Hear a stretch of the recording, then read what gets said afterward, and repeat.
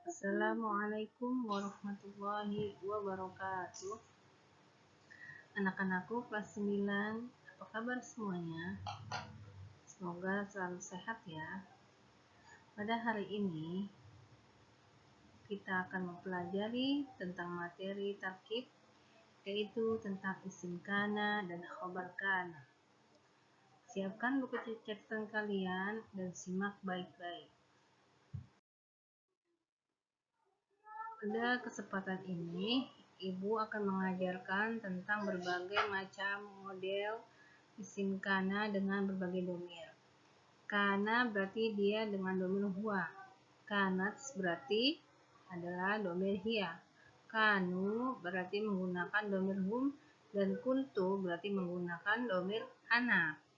Nah, isim-isim kana ini selalu ada dalam fi'il madhi.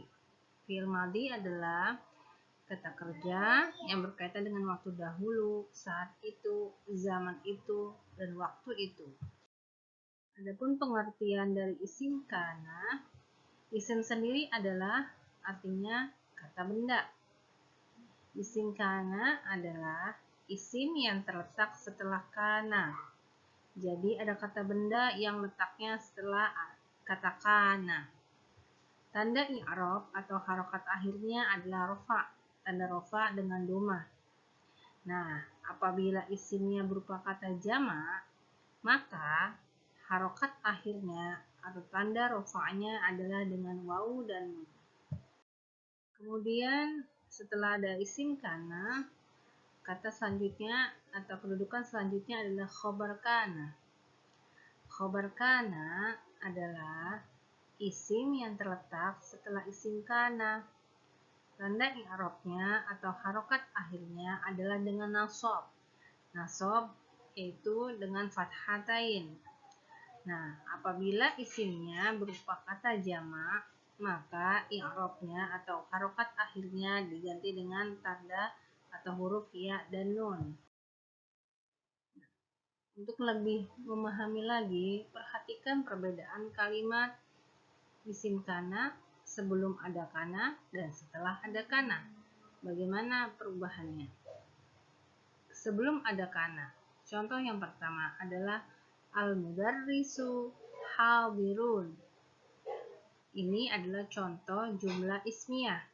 Jumlah ismiyah adalah kalimat yang diawali oleh isim.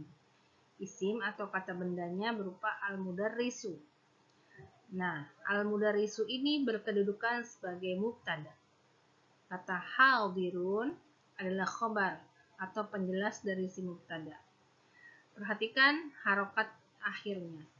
Al-mudarrisu sebagai mubtada, harokat akhirnya adalah rofa atau dengan tanda doma. Lalu hadirun adalah berkedudukan sebagai khobar.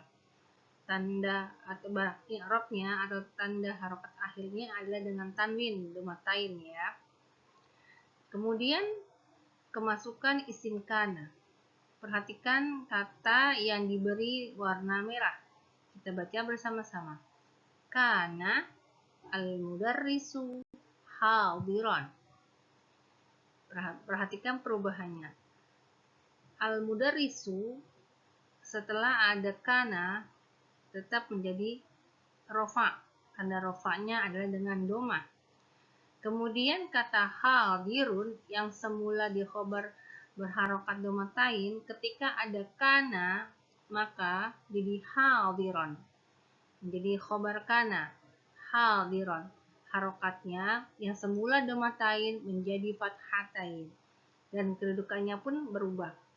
Al-mudarrisu ketika ada isim kana menjadi isim kana, lalu hadiron setelah ada kana menjadi khobar kana.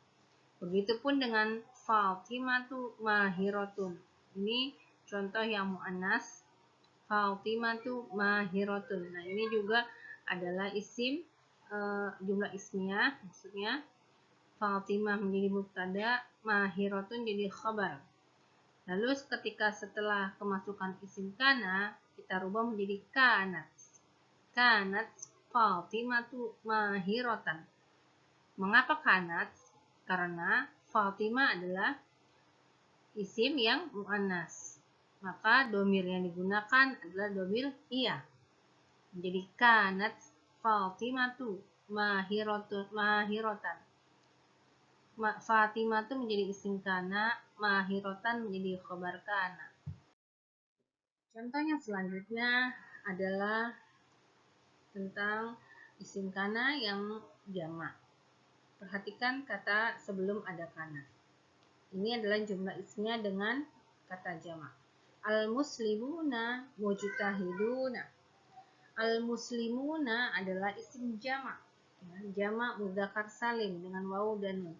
Berkedudukan sebagai mubtada dan mujtahiduna sebagai khobar.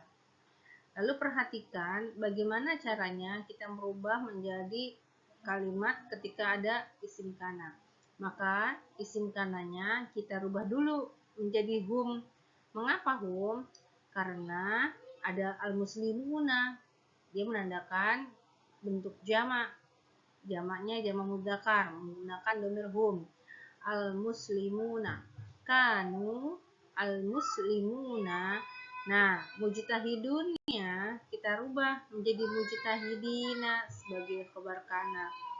Karena syaratnya adalah khobar kana, dia harus nasab. Nah, tanda nasabnya ketika jamak dengan huruf ya dan nun. Lalu kemudian yang di bawah, ana muwazzafun nasyitun. Ana muwazzafun nasyitun. Ana muwazzafun adalah mubtada. Nasyitun adalah kata sifat menjadi khabar.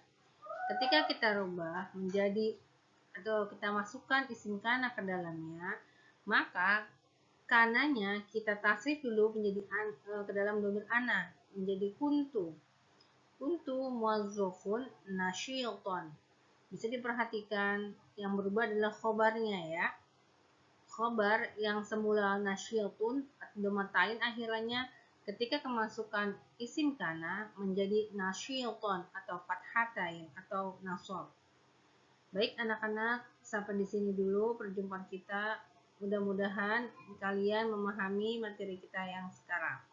Untuk yang belum memahami bisa kalian tanyakan kepada ibu melalui japri atau grup kelas masing-masing.